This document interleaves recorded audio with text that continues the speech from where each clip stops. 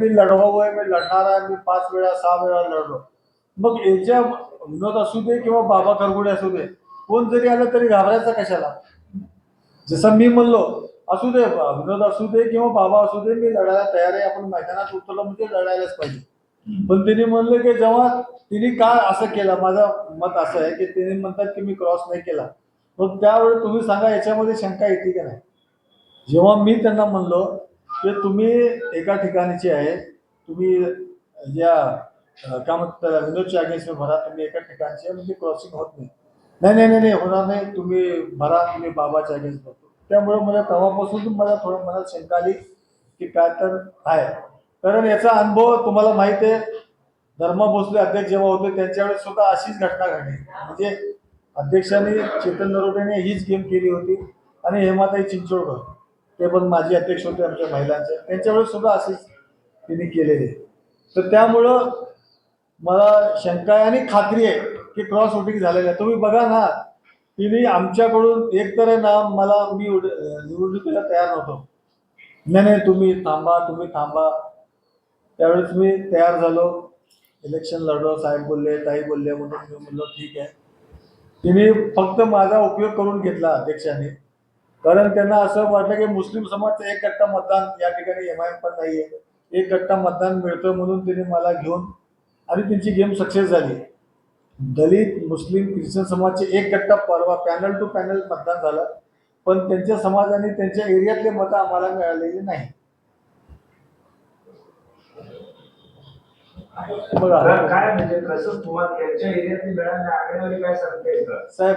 तुम्ही बघा ना, बूथ वाईज बघा ना. हे सांगा ना, 2-4 बूथचे उदाहरण.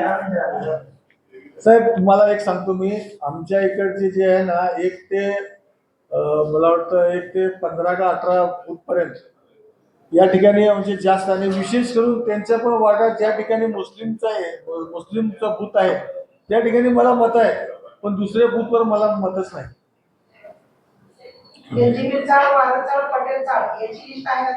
आहे ना.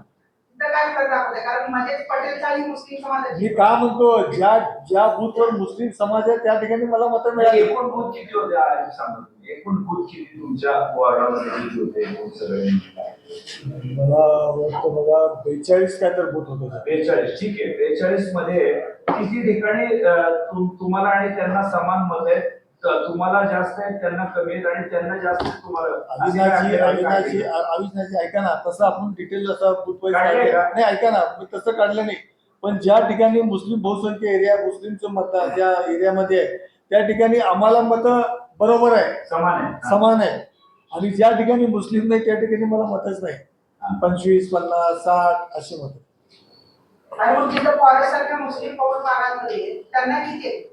बरोबर आहे. बघा ना तुम्ही, बरोबर म्हणजे किती आहे? इक्वल आहे साहेब. बघा कसं आहे, आमचं 500 700 असं आहे, तर त्या ठिकाणी 400 450 300 395 असे मत आहे. आमच्यामुळे 2-5चा फरक आहे, पण असं एकदम 2-3 30चा डिफरन्स नाही. त्यांच्या भागामध्ये त्यांना 250 300, मला 40-50. गणपती कशाला आले? तुमच्या बरोबर आहे का गणपती? नाही, मला वाटलं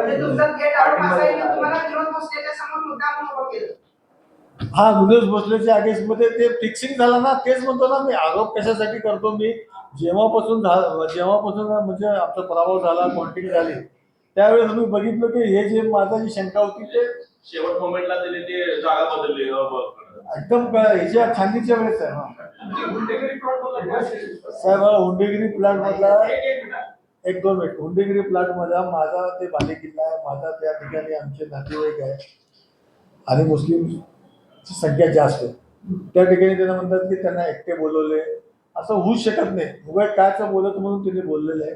साहेब जेव्हा तुम्हाला याच्यामध्ये लिहिलेलं आहे, एक नंदिमा म्हणून तिथं एक बाई राहते, त्या बाईला माझा पराभव झाला ऐकल्यावर त्याला अटॅक आला.